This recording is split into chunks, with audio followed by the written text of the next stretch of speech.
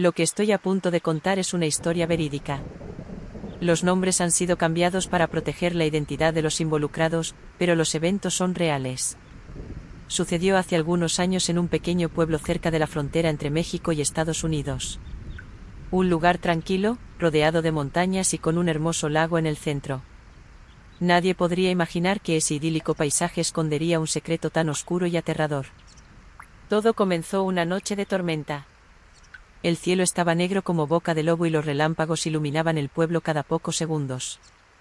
La lluvia caía con tanta fuerza que parecía que el cielo se estaba cayendo a pedazos.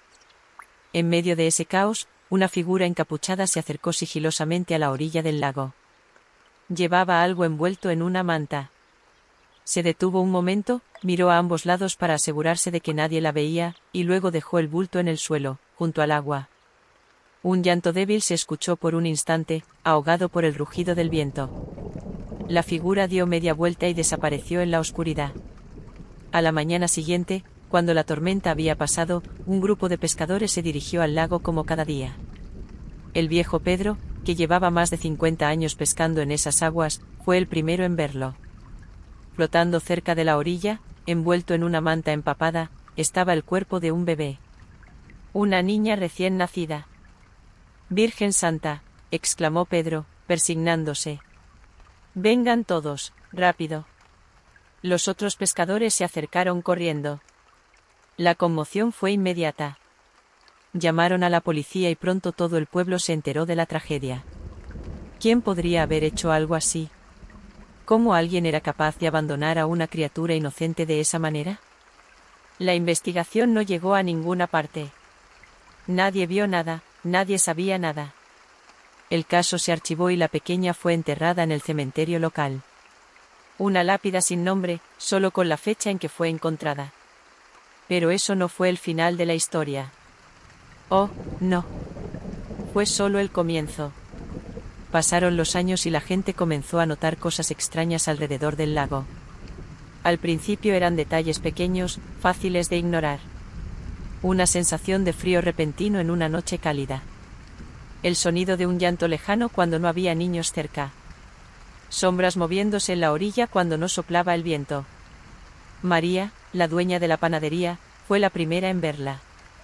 Estaba cerrando su negocio una noche cuando miró hacia el lago y se quedó paralizada. Allí, caminando sobre el agua como si fuera tierra firme, estaba una niña. Pálida como la luna, con un vestido blanco empapado y el cabello negro cayéndole sobre el rostro. «Niña», gritó María. «¿Qué haces ahí? Es peligroso». La figura se giró lentamente hacia ella. María sintió que el corazón se le detenía. Los ojos de la niña eran completamente negros, como pozos sin fondo. Y su rostro no era el rostro de una niña viva. María cerró los ojos y se pellizcó, convencida de que estaba teniendo una pesadilla. Cuando los abrió de nuevo, la aparición había desaparecido. Esa noche, María no pudo dormir. Y cuando finalmente logró conciliar el sueño, tuvo horribles pesadillas sobre una bebé ahogándose y una niña vengativa persiguiéndola. No fue la única. Pronto, otros comenzaron a tener experiencias similares. Javier, el cartero, juró que vio a la niña sentada en el muelle una mañana. Cuando se acercó para ver si estaba bien, ella se giró y le sonrió. Una sonrisa que le heló la sangre en las venas. Luego, la niña se dejó caer al agua y desapareció. Lucía, la maestra de la escuela, empezó a tener problemas para dormir. Cada noche, se despertaba sobresaltada, sintiendo una presencia en su habitación. Y siempre era lo mismo, una niña pálida, de pie junto a su cama, mirándola fijamente con esos ojos negros y vacíos. «¿Qué quieres?», le preguntó una noche, desesperada. «¿Por qué me atormentas?». La niña no respondió. Solo extendió una mano fría y húmeda hacia ella. Lucía gritó y encendió la luz. La aparición se desvaneció, pero el terror permaneció. El miedo se extendió por todo el pueblo. La gente evitaba salir de noche, especialmente cerca del lago. Los que se atrevían a hacerlo regresaban pálidos y temblorosos, hablando en susurros sobre una niña fantasmal que lo seguía con la mirada. Algunos valientes decidieron investigar. Un grupo de jóvenes, liderados por Alejandro, el hijo del alcalde, se propuso descubrir la verdad detrás de la leyenda. Una noche, armados con linternas y cámaras, se adentraron en los alrededores del lago. «Esto es una tontería», dijo Alejandro, tratando de sonar valiente. «Los fantasmas no existen».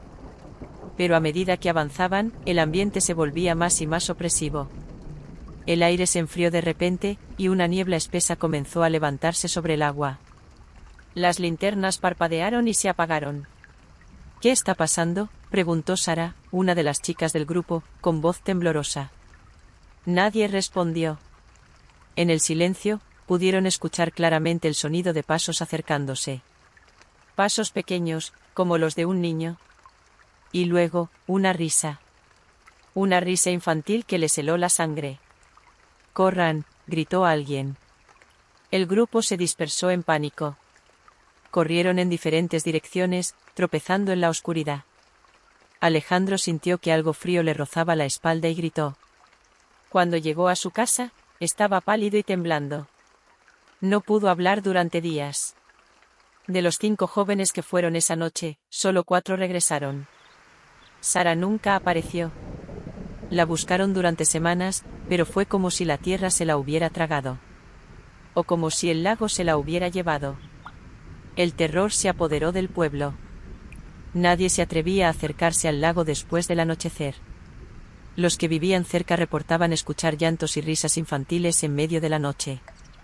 Algunos juraban haber visto a la niña mirando por sus ventanas, con esos ojos negros y vacíos.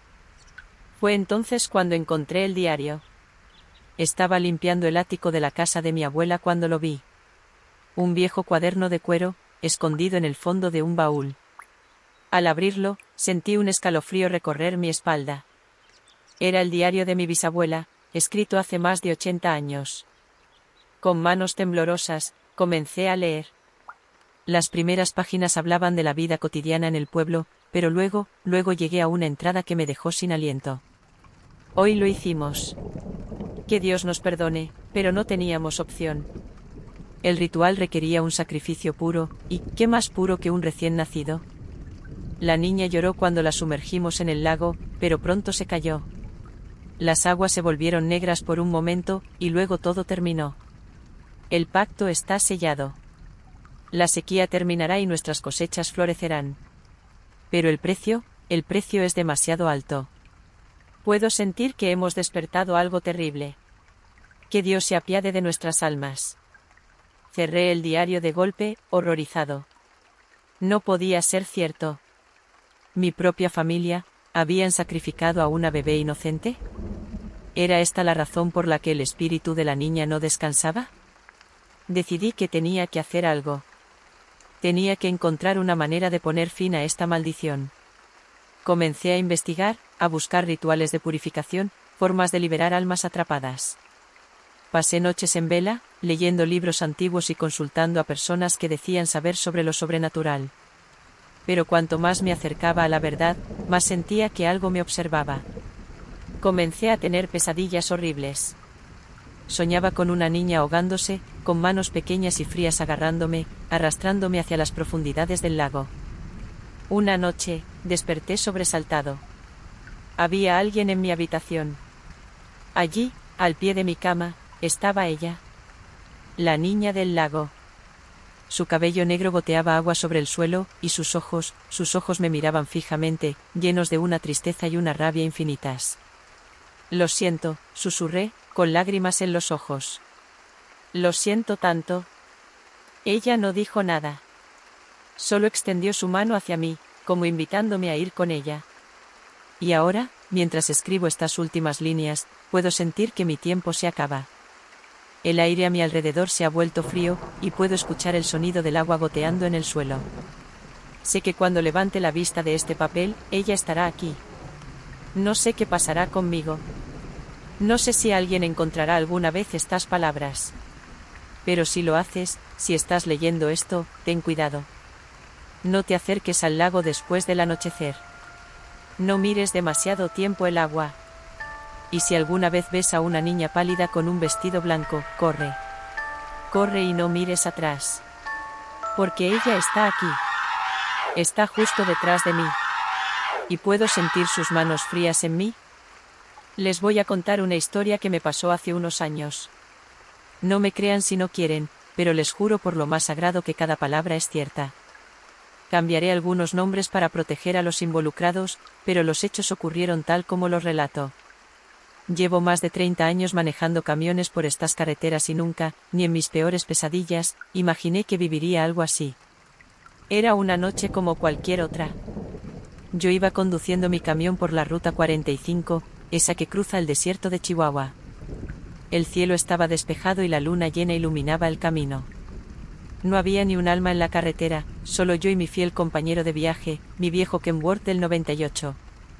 El radio sonaba bajito, tocando esas rancheras que a uno le hacen compañía en los viajes largos. Yo iba tranquilo, pensando en llegar a casa para ver a mi familia. Llevaba ya casi 12 horas al volante y el cansancio empezaba a hacerme ya, pero me repetía que solo faltaban unas horas más. De repente, a lo lejos, vi unas luces. Parecía un pequeño poblado o quizás una gasolinera. No recordaba que hubiera nada por esa zona, pero tampoco le di mucha importancia. Qué bueno, pensé, podré parar a estirar las piernas y tomar un café. A medida que me acercaba, pude distinguir mejor el lugar. Era una gasolinera antigua, de esas que ya casi no se ven. Tenía un pequeño omnimarket y lo que parecía ser un taller mecánico. Todo se veía un poco descuidado, como si llevara tiempo abandonado, pero las luces estaban encendidas. Decidí parar. Estacioné el camión frente a los surtidores y me bajé. El aire frío del desierto me golpeó la cara, despabilándome un poco. Miré alrededor y me di cuenta de que no había nadie más. Ni un solo coche, ni un alma a la vista. «Hola», grité. «¿Hay alguien?» Nadie respondió. Solo el viento silbando entre los viejos edificios. Me acerqué a la tienda. La puerta estaba abierta, así que entré. El interior estaba iluminado, pero se veía tan abandonado como el exterior. Había estantes con productos viejos, cubiertos de una gruesa capa de polvo. En el mostrador, una vieja caja registradora parecía lista para ser usada. «Qué raro», pensé. «¿Quién dejaría todo esto así?» Fue entonces cuando escuché un ruido que venía del fondo de la tienda. Sonaba como alguien arrastrando los pies. «Hola», volví a llamar. «¿Hay alguien ahí?» El sonido se detuvo por un momento, y luego continuó, acercándose. Mi corazón empezó a latir más rápido. Algo no estaba bien. Todo mi cuerpo me gritaba que saliera de ahí, pero la curiosidad pudo más. De las sombras del fondo de la tienda, emergió una figura. Era un hombre mayor, vestido con un overol manchado de grasa. Su rostro estaba pálido y demacrado, como si no hubiera visto el sol en años. «Bienvenido», dijo con una voz ronca. «¿En qué puedo ayudarte?» Tragué saliva. Yo, solo quería cargar gasolina y tal vez tomar un café. El hombre sonrió, pero su sonrisa no llegó a sus ojos. «Claro, claro. Sírvete lo que quieras. La casa invita». Me acerqué al termo de café que estaba sobre el mostrador. Estaba caliente, como recién hecho. Serví una taza y me la llevé a los labios. «¿Hace mucho que trabaja aquí?», pregunté, tratando de hacer conversación.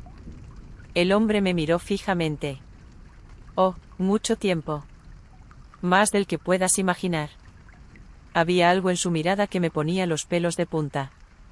Decidí que era hora de irme. «Bueno, gracias por el café. Creo que ya debo seguir mi camino».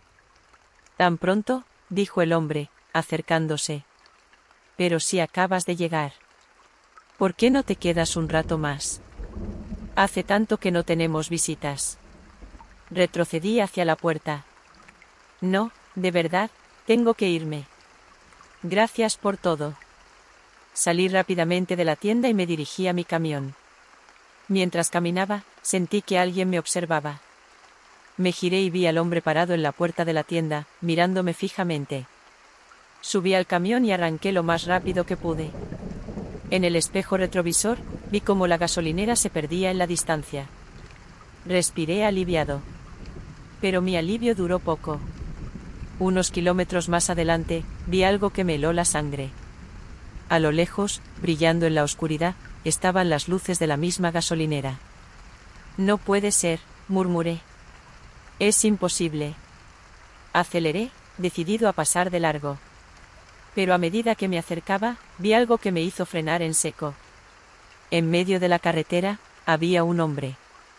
Estaba de pie, con los brazos extendidos, como pidiendo ayuda.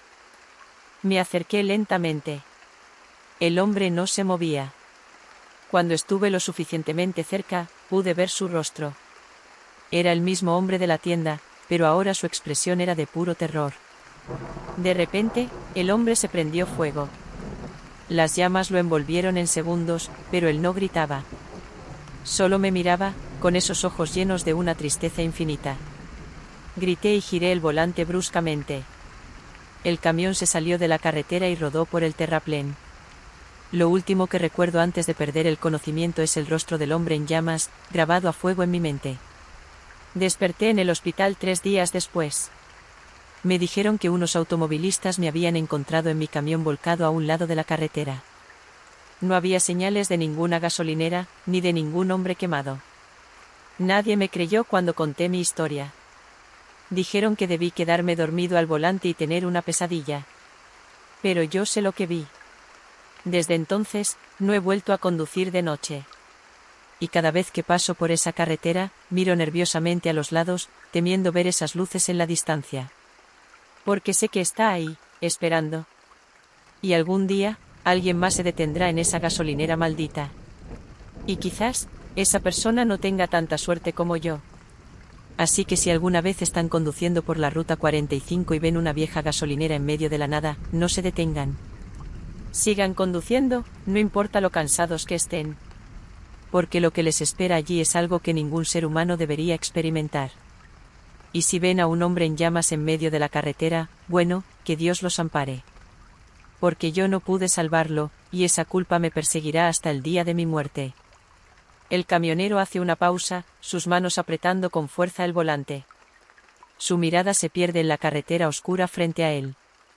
De repente, sus ojos se abren de par en par. No. No puede ser. Otra vez no.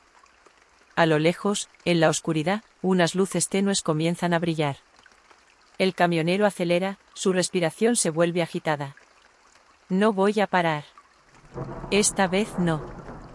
Las luces se hacen más grandes, más brillantes. La silueta de una vieja gasolinera se dibuja en el horizonte. El camionero sigue acelerando, sus nudillos blancos de tanto apretar el volante. Déjame en paz. Ya pagué por lo que hice.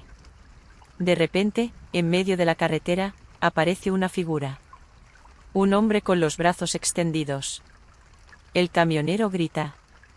No. ¿No eres real? El hombre en la carretera se prende en llamas. Sus ojos, llenos de dolor y acusación, se clavan en el camionero. Sus labios se mueven, formando una palabra: ayuda.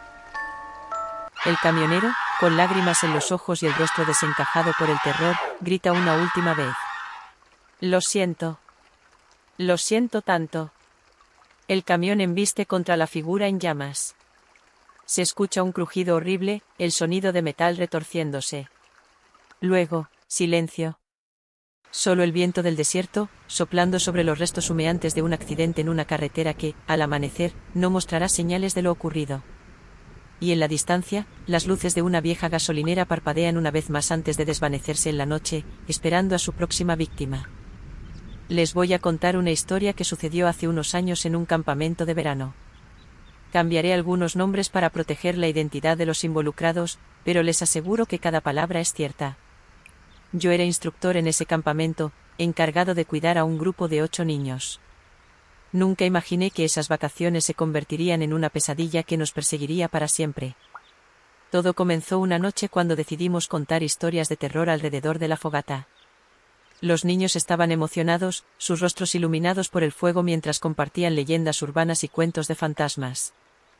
Fue entonces cuando Mateo, el más pequeño del grupo, nos contó una historia que heló la sangre de todos los presentes.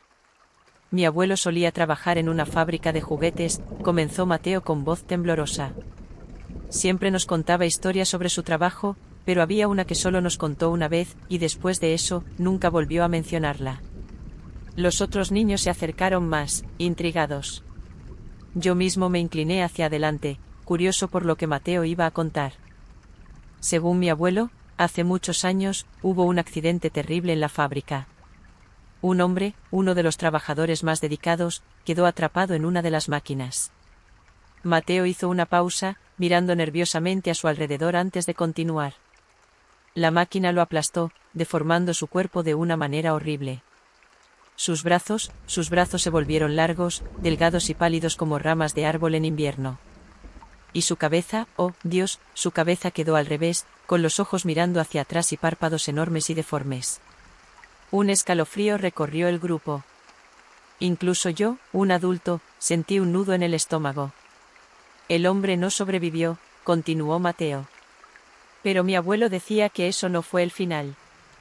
Después del accidente, cosas extrañas empezaron a suceder en la fábrica. Los juguetes se movían solos. Los trabajadores escuchaban risas y susurros cuando no había nadie más alrededor. ¿Y qué pasó después?, preguntó Ana, una de las niñas mayores, con los ojos muy abiertos. La fábrica tuvo que cerrar, respondió Mateo. Nadie quería trabajar allí. Pero eso no detuvo al hombre deformado. Mi abuelo decía que su espíritu quedó atrapado en la fábrica, y que ahora busca venganza. ¿Venganza?, pregunté, tratando de mantener la calma para no asustar más a los niños. ¿Por qué querría venganza? Mateo me miró con ojos llenos de miedo. Porque culpa a todos por su muerte. A los dueños de la fábrica por no tener medidas de seguridad adecuadas. A sus compañeros por no ayudarlo a tiempo. Y ahora viene por los niños que juegan con los juguetes que se hicieron en esa fábrica maldita. Un silencio sepulcral cayó sobre el grupo. Podía ver el miedo en los ojos de cada uno de los niños. Vamos, dije, tratando de aligerar el ambiente. Es solo una historia, ¿verdad, Mateo? Pero Mateo no respondió. Solo miró fijamente al fuego, como si estuviera reviviendo un recuerdo aterrador. Mi primo tenía un oso de peluche de esa fábrica, susurró finalmente. Lo encontró en una venta de garaje. Desde que lo llevó a casa, empezó a tener pesadillas horribles. Decía que veía a un hombre deformado en la ventana de su habitación, susurrándole cosas terribles mientras dormía. ¿Qué tipo de cosas?, preguntó Pedro, otro de los niños, con voz temblorosa. Cosas sobre venganza. Sobre hacer que los niños paguen por lo que le pasó. Mi tía tuvo que deshacerse del oso, pero las pesadillas no pararon. Y una noche. Mateo se detuvo, como si no pudiera continuar. ¿Qué pasó esa noche?, pregunté, sintiendo que no quería saber la respuesta. Mi primo desapareció, dijo Mateo en un susurro apenas audible. Se lo llevó. El hombre deformado se lo llevó. El silencio que siguió fue ensordecedor. Podía sentir el miedo palpable en el aire. Intenté calmar a los niños, asegurándoles que era solo una historia, que no tenían nada que temer. Pero incluso mientras lo decía, una parte de mí no estaba tan segura. Esa noche, mientras todos dormían en sus cabañas, me quedé despierto, pensando en la historia de Mateo. No podía sacármela de la cabeza. Y entonces, justo cuando estaba a punto de quedarme dormido, lo escuché.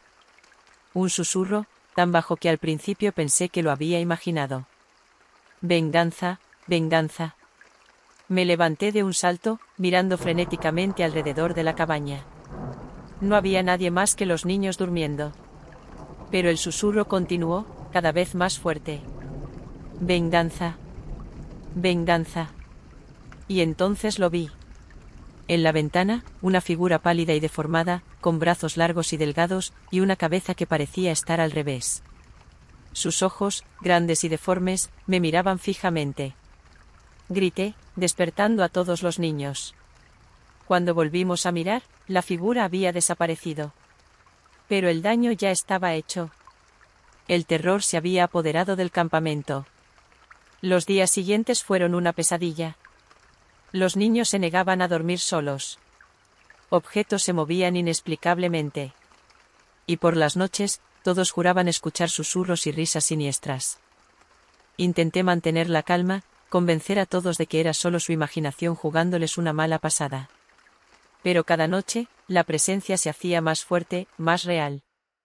Una noche, mientras hacía mi ronda habitual para asegurarme de que todos los niños estuvieran en sus camas, escuché un grito desgarrador proveniente de la cabaña de las niñas. Corrí lo más rápido que pude y encontré a Ana, temblando y llorando en su cama. Lo vi, gritaba entre sollozos. Estaba ahí, en la ventana. El hombre deformado. Traté de calmarla, de convencerla de que había sido una pesadilla. Pero entonces, Mateo apareció en la puerta, pálido como un fantasma. No es una pesadilla, dijo con voz temblorosa.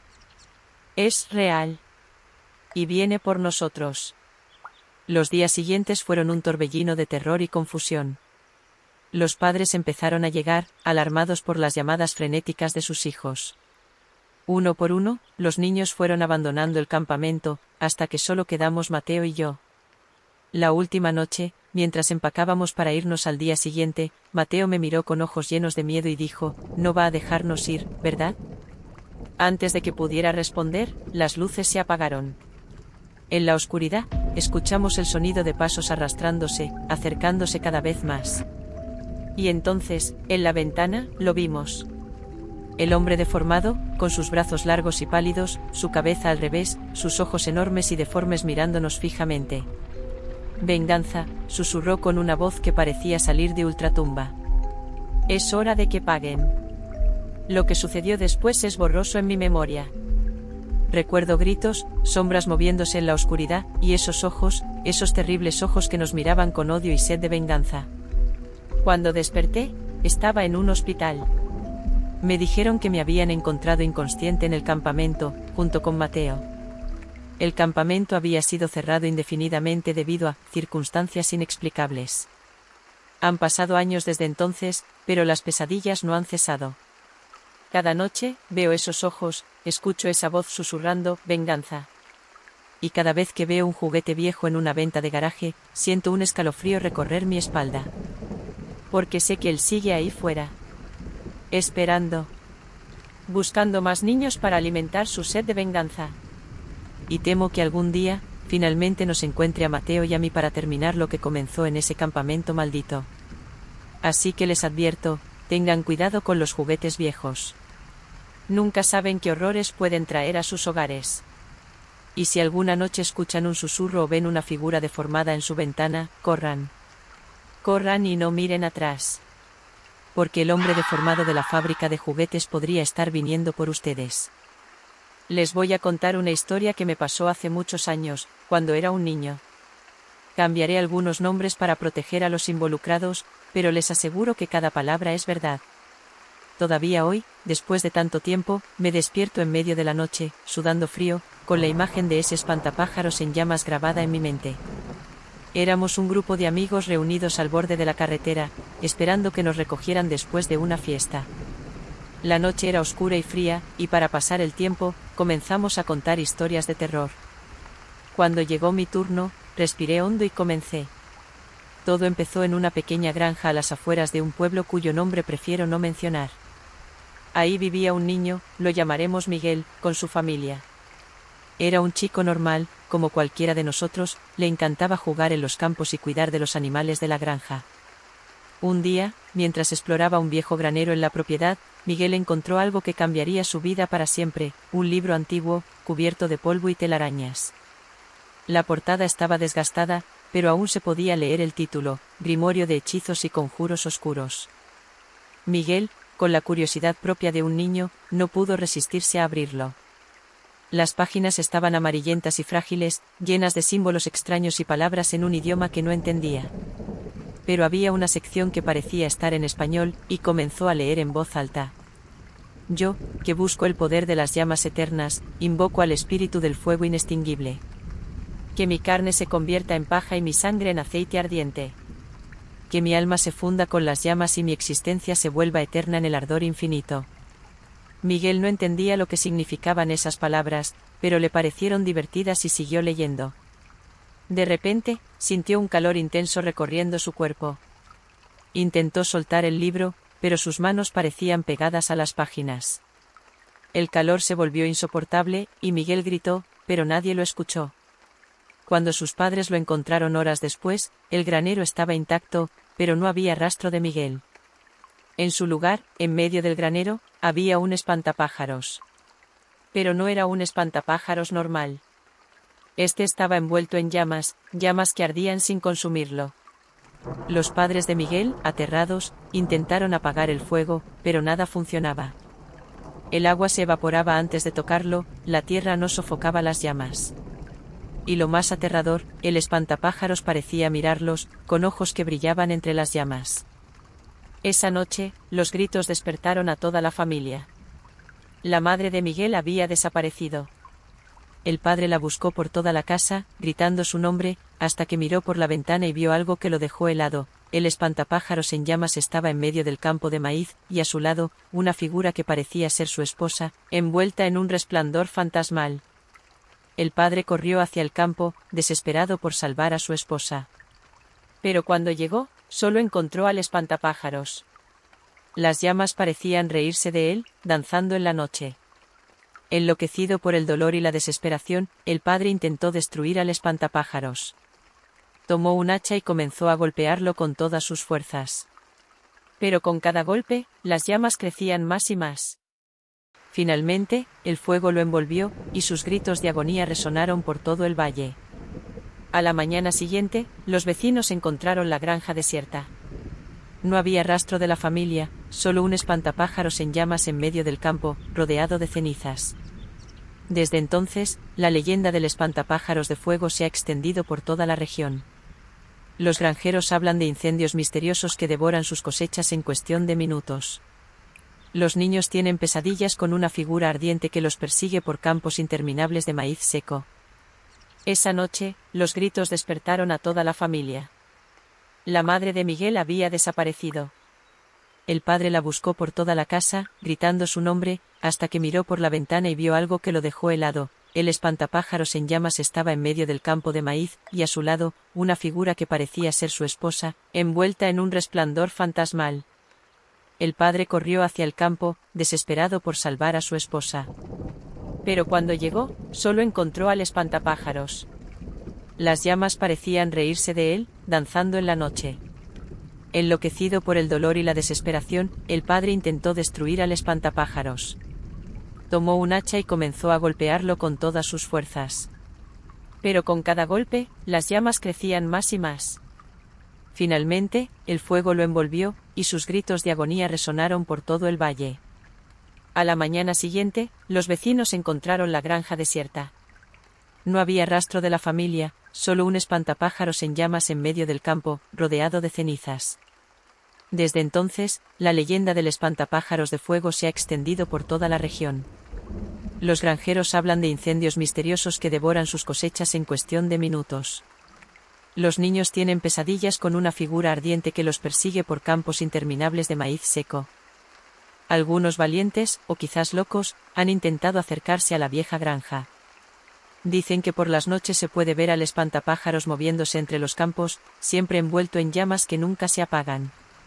Y si escuchas con atención, puedes oír susurros en el viento, voces que suplican ayuda o gritan de dolor. La leyenda dice que el espantapájaros busca almas para alimentar su fuego eterno. Cada alma que consume le da un momento de alivio de su tormento, pero también lo hace más poderoso, más hambriento. Yo vi al espantapájaros una vez. Estaba. De repente, una voz interrumpió mi relato. Esperen. ¿Escucharon eso? Me pareció oír gritos y gemidos viniendo de aquel campo. Todos nos quedamos en silencio por un momento, escuchando. Solo se oía el viento soplando entre los árboles y el ocasional paso de algún auto en la carretera. Negué con la cabeza y continué. Como les decía, yo vi al espantapájaros. Estaba acampando con mi familia cerca de esa granja maldita. En medio de la noche, me desperté con una sensación extraña. Salí de la tienda de campaña y ahí estaba, a unos metros de distancia. Un espantapájaros envuelto en llamas, moviéndose lentamente hacia nuestro campamento. Quise gritar, despertar a mis padres, pero mi voz no salía. El espantapájaros se acercaba cada vez más, y pude ver sus ojos, brillantes como brasas, fijos en mí. Y entonces habló. Su voz era como el crepitar del fuego, pero pude entender sus palabras. Ayúdame, dijo. Estoy atrapado. El fuego me consume pero no me destruye. Necesito almas para apagar este tormento. Dame la tuya, y el dolor terminará. Extendió su brazo ardiente hacia mí, y pude sentir el calor abrasador. Cerré los ojos, seguro de que ese sería mi fin. Pero en ese momento, mi padre salió de la tienda, alarmado por el olor a humo. El espantapájaros desapareció en un instante, dejando solo un rastro de cenizas. Mis padres no me creyeron, por supuesto. Pensaron que había sido una pesadilla. Pero yo sé lo que vi. Y desde entonces, cada vez que cierro los ojos, puedo ver esos ojos ardientes mirándome, puedo sentir ese calor infernal acercándose. La leyenda dice que el espantapájaros sigue ahí, vagando por los campos, buscando almas para alimentar su fuego eterno. Y si alguna vez estás solo en un campo de noche, y sientes un calor repentino, y ves un resplandor en la distancia, corre. Corre y no mires atrás, porque el espantapájaros de fuego podría estar viniendo por ti. Terminé mi historia y miré a mis amigos. Todos estaban pálidos, mirando nerviosamente a su alrededor. De repente, uno de ellos gritó y señaló hacia el campo cercano. Todos nos giramos y lo vimos, una figura ardiente, moviéndose lentamente entre los maizales. Es solo mi imaginación, ¿verdad?, susurró alguien. Pero todos sabíamos que no lo era. El espantapájaros de fuego era real, y había venido por nosotros. Lo último que recuerdo es el calor abrasador, el olor a paja quemada, y esos ojos, esos terribles ojos ardientes mirándonos fijamente mientras extendía sus brazos hacia nosotros. Y ahora, mientras les cuento esta historia, puedo sentir ese calor otra vez. Puedo oler el humo. Y si miro por la ventana, sé que lo veré ahí, esperando. Porque el espantapájaros de fuego nunca descansa, nunca se detiene. Y viene por todos nosotros, uno por uno, para alimentar su fuego eterno. Así que tengan cuidado. Si alguna vez están en un campo de noche y sienten un calor repentino, si ven un resplandor en la distancia, no se queden a averiguar qué es. Corran. Corran por sus vidas. Porque el espantapájaros de fuego está ahí fuera, y tiene hambre de almas.